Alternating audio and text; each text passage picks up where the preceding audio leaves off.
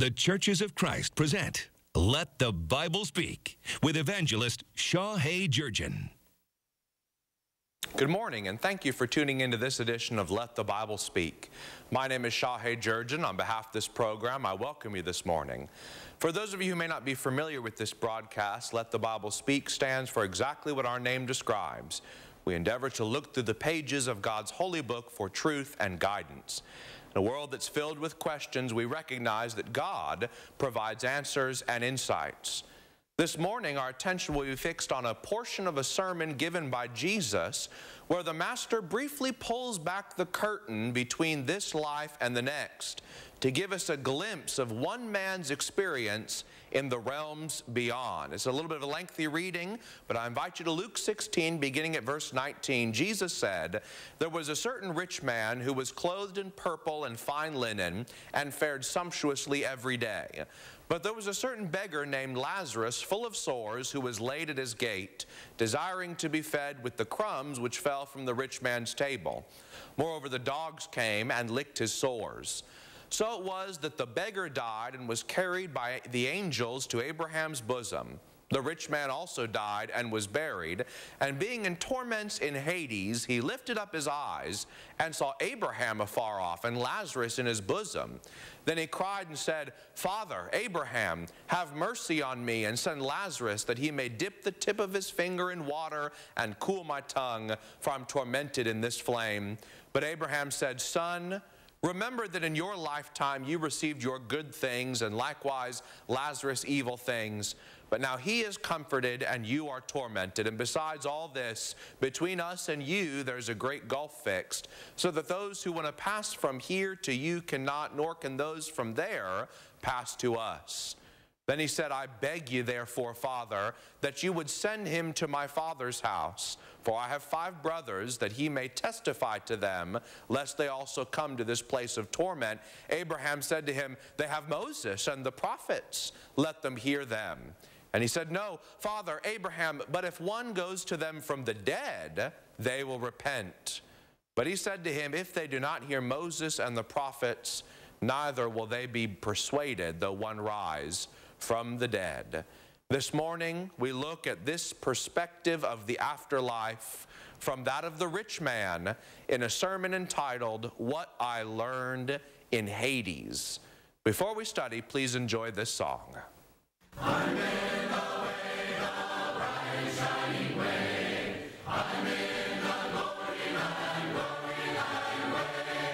Telling the world that Jesus saves today. Yes, I'm in the glory land way.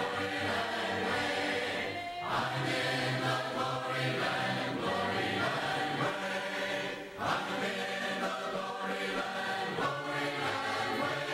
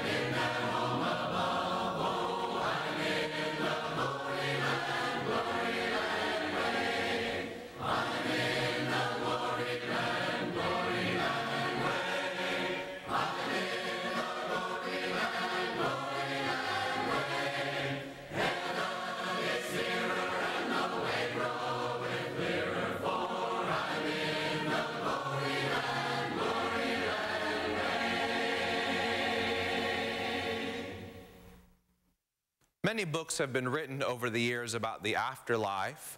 Folks have claimed to have been given visions into the realms unseen and decided to write about the experience. Some have alleged to have died and gone on for a duration of time, only to be sent back into their bodies to bring a message from beyond. For students of the revelation of God as found in His holy word, there's no need for guesswork on this subject. Jesus Himself, the one who left the splendors of heaven to come to this earth, gave us in vivid detail all the information about the afterlife needed. In fact, it is almost as if He gives us the accounting of a person who had died and could not write about the experience himself, so Jesus revealed it for him. It's important to remember that this is all part of one long sermon, because the way one interprets the rich man and Lazarus needs to fit in the context.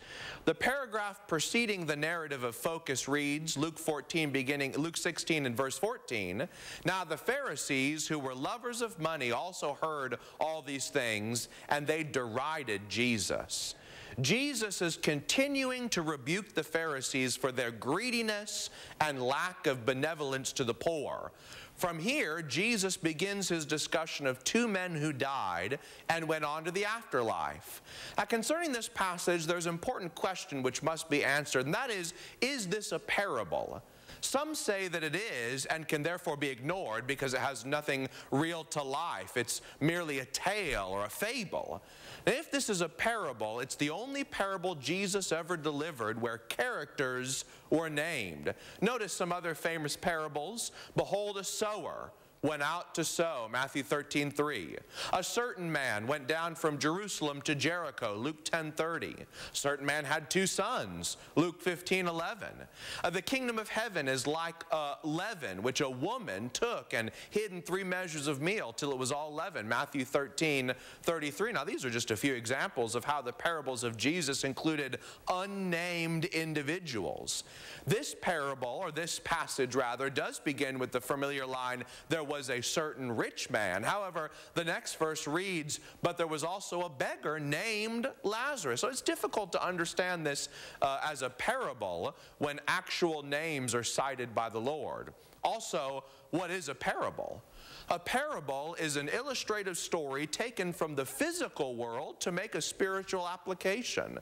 The purpose of teaching in parables is to connect with the audience, to draw on something they understand already, that they might be taught something they don't understand. If the rich man and Lazarus is a parable, it would be operating in the reverse. This sermon would be drawing on the spiritual illustration of what happened to these men when they died, which is something that people couldn't understand or relate to make a physical application of the need to give to the poor. It just doesn't match the concept of parabolic teaching. And lastly on this point, if this is a parable with no real-world application as many teach, what's its purpose? Jesus said that the rich man went into a place of torment, but if that's not literal, what is the punishment for greed and therefore the motivation for being generous? Jesus would be saying to the Pharisees, be benevolent, because if you don't, nothing like this will happen to you, because what I'm saying is metaphoric of something that's not really real anyway. The principle of generosity has already been established. This account is to teach us what happens when a person fails to in fact be generous. Let's look at the text now and consider some of the truths the Master revealed to us about the afterlife. First of all, Jesus teaches that the afterlife is felt. It is felt. Luke 16:24. The rich man cried and said, "Father Abraham, have mercy on me, and send Lazarus that he may dip the tip of his finger in water and cool my tongue, for I'm tormented in this flame." This simple statement from the rich man reveals a great deal about what happens to a wicked person after death takes hold. His cry is his commentary on his condition. There are many views theorized concerning what happens to a person at death, and many religious groups have advocated some positions which just don't fit with what Jesus is teaching here. For example, there's a doctrine known as soul sleep. Soul sleep is the teaching that when people die, their soul sleeps until the time of future resurrection. In this condition, people are not aware or conscious of anything. And the primary passage used to advocate this position is from Ecclesiastes 9 and verse 5. The Bible says there, "For the living know that they will die, but the dead know nothing. They have no more reward, for the memory of them is forgotten." Advocates of soul sleep zero in on two phrases in that passage: that they know nothing, the dead that is, and that the memory of them is forgotten. Is soul sleep the intended teaching here? Well, consider the greater context of the book of Ecclesiastes. Look back at chapter 1 with me. The book begins, "The words of the preacher, the son of David, king in Jerusalem. Vanity of vanities, says the preacher. Vanity of vanities, all is vanity. What profit has a man from all his labor in which he toils under the sun?" Verses 10 and 11 in the same chapter.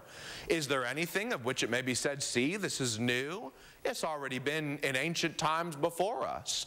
There's no remembrance of former things, nor will there be any remembrance of things that are to come by those who will come after.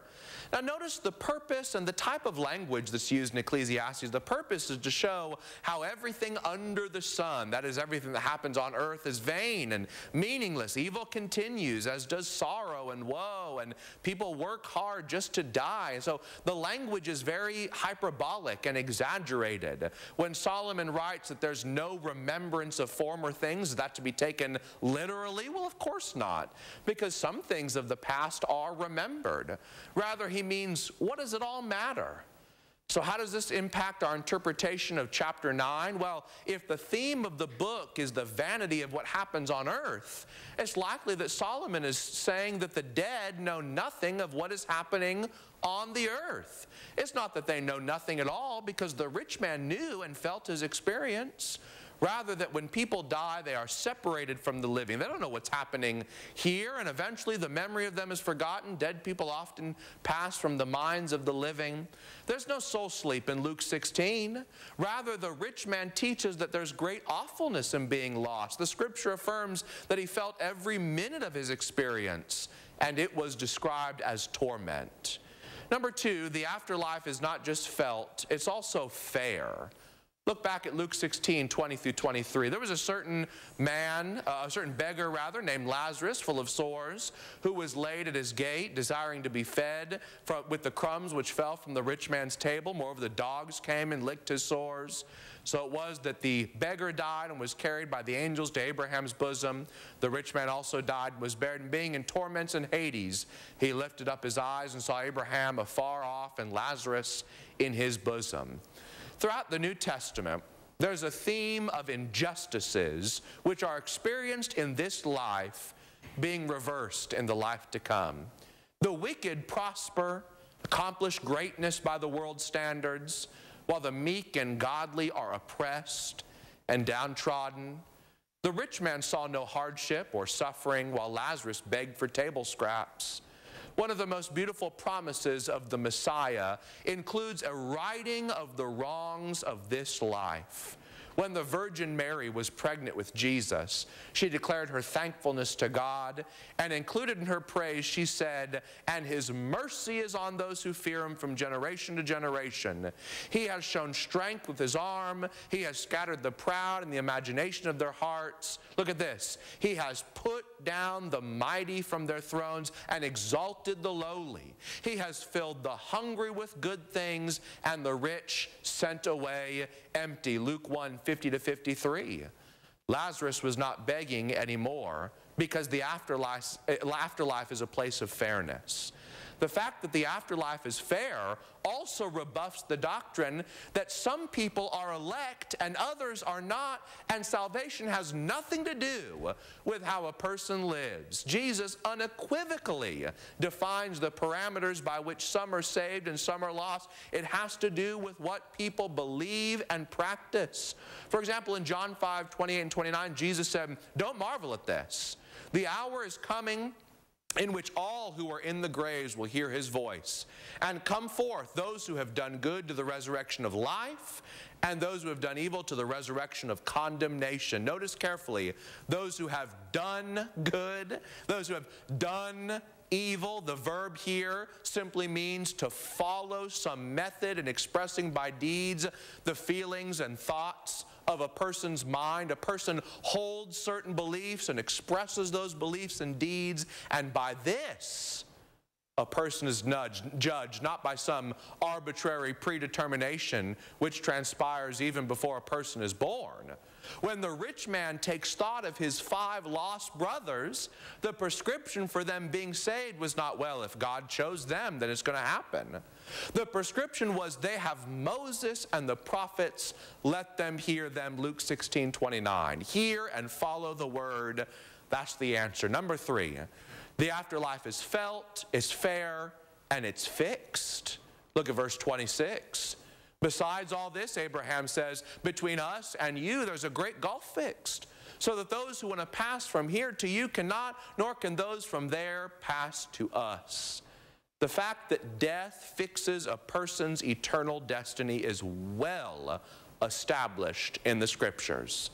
It's appointed for men to die once, but after this the judgment. Hebrews 9:27. For we must all appear before the judgment seat of Christ, that each one may receive the things done in the body according to what he has done, whether good or bad. 2 Corinthians 5:10. There is no second chance for salvation after death, as is proposed by the doctrine known as post-mortem evangelism. Proponents of this doctrine teach that some people will be given another opportunity to hear the gospel and respond to it while in Hades awaiting the resurrection. Now, the main reason given for most people why they believe this is emotional. People say, well, what about the person who had a really hard life? Or perhaps those who never had an opportunity to hear about Jesus. Should they have to suffer an eternity in torment? Well, these types of questions, of course, are more designed to pluck at the person's heartstring than an honest inquiry of God's Word. In fact, the Bible's not silent on this issue. The Apostle Paul taught in Romans 1 that God is visible in creation and that no one has an excuse to not see God in the world. Now, creation won't teach a person about Jesus, the Messiah, but Jesus made a promise that those who sought after him would find him. Consider 2 kingdom parables in Matthew 13, beginning in verse 44. Again, the kingdom of heaven is like a treasure hidden in a field, which a man found and hid, and for joy over it he goes and sells all that he has and buys that field. Again, the kingdom of heaven is like a merchant seeking beautiful pearls, who, when he had found one pearl of great price, went and sold all that he had and bought it. Now, 2 types of people are illustrated here. One is a man who's not necessarily looking for the treasure of the kingdom, but when he stumbles upon it, he sacrifices what he must to have it. The other is a man who is diligently seeking, and when he finds what he's looking for, he sacrifices what he must to have it. When people are responding to evidences for God and genuinely seeking him, God will get the gospel to them. Because of this imposing fact that this life is the only opportunity one has to be saved, there's one final lesson from the rich man who was in torment about the afterlife, and that is that it's all about faith. It's all about faith. Luke 16, 27 to 31, the rich man said, I beg you, Father, that you send Lazarus to my father's house. I've got 5 brothers, that he may testify to them, lest they also come to this place of torment. Abraham said to him, they have Moses and the prophets. Why don't they listen to them? The rich man said, no, Father Abraham, but if one were to go from the dead, oh, then they would repent. Abraham said, if they won't hear Moses and the prophets, neither will they be persuaded, though one would rise from the dead. Now, this point was mentioned earlier, but it bears some repetition, some emphasis. There is no salvation apart from God's Word. The last 100 years in American Protestantism, and even further back than that in Catholicism, a great emphasis has been placed on experiential salvation. A person is not saved unless they have some sort of mystical experience, or a person is saved by an experience, many believe. Perhaps you've heard people say, if God would just show me a sign that he existed, then I would believe. If God would just speak to me, then I would believe. If God would just do something miraculous in my presence, then I would believe. And Jesus says this line of reasoning is false. And did you know that not long after Jesus gave this sermon, he was proven right? There was an incident involving another Lazarus, who was the brother of Mary and Martha from Bethany. Lazarus of Bethany was a friend of Jesus, and he died.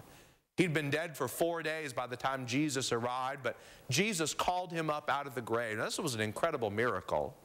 But did it cause everyone who witnessed it to believe on Jesus? No. John 11, verse 46. But some of them went away to the Pharisees. And they told them the things Jesus did. Then the chief priests and Pharisees gathered a council and said, "What shall we do? For this man works many miracles. If we let him alone like this, everyone will believe in him, and the Romans will come and take away both our place and nation." Verse 53, then from that day on, they plotted to put him to death. Miracles had their purpose in authenticating the message of Jesus and his apostles, but no one is saved apart from God's word. And miracles and experiences alone can save no one. If they don't hear Moses and the prophets, they're not going to be persuaded the one rise from the dead. Lastly this morning, there are many lessons learned from the rich man's entrance into Hades. The afterlife is felt, it's fair, it's fixed, it's according to faith. But these facts are not the primary message of the sermon.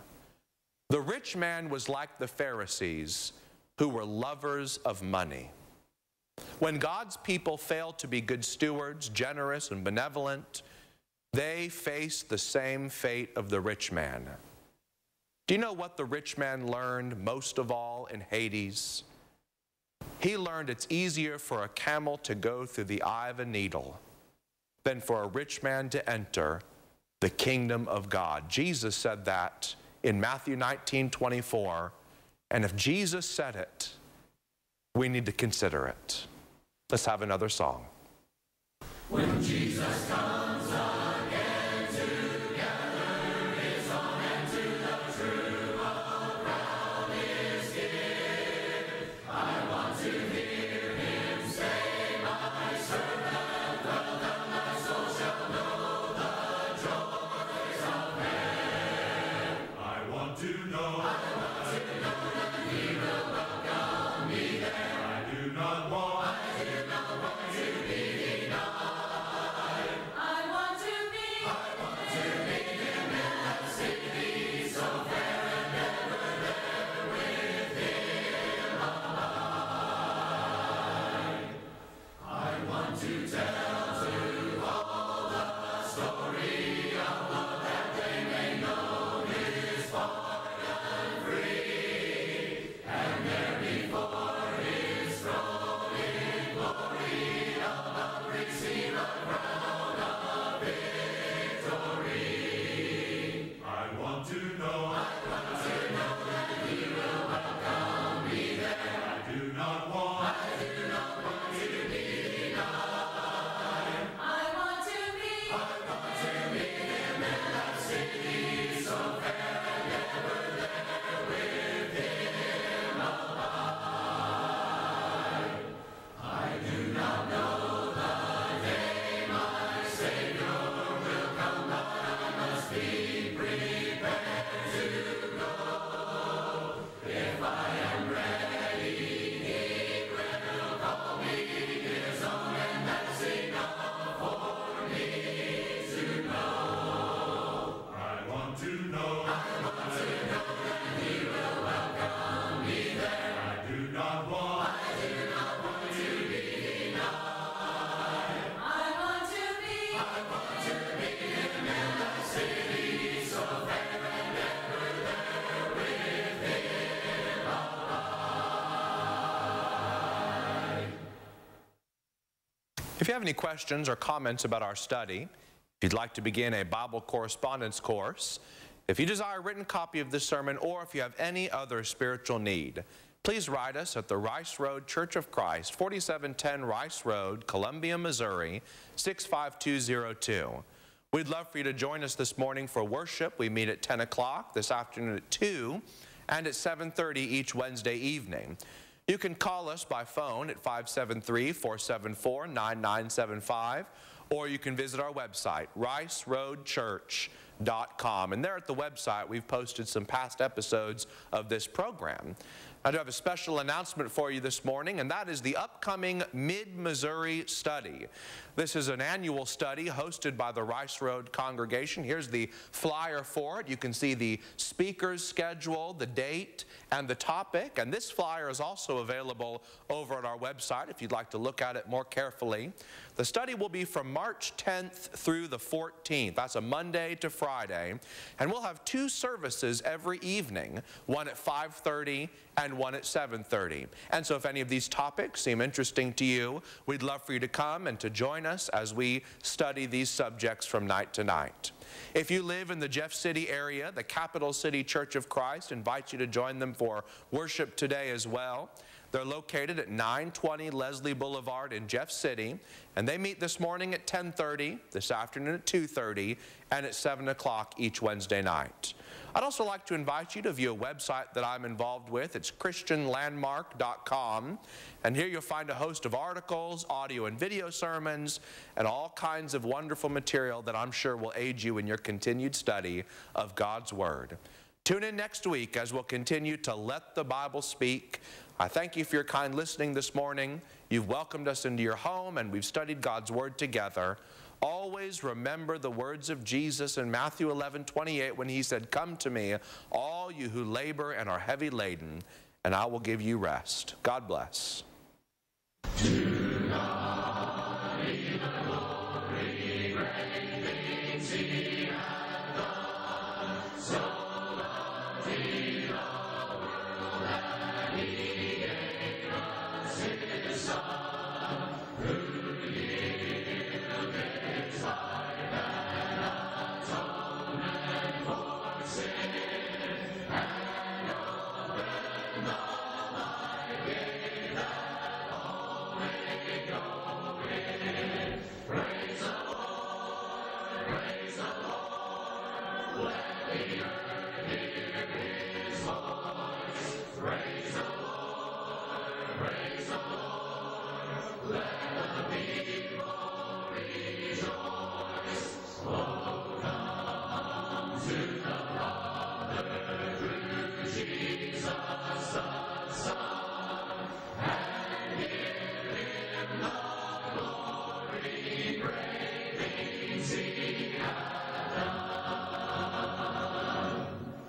Great things he hath taught us, great things he hath done, and great our rejoicing through Jesus the Son. But purer and higher and greater will be our wonder, our transport when Jesus we see. Praise the Lord, praise the Lord, let the earth hear his voice. Praise the Lord.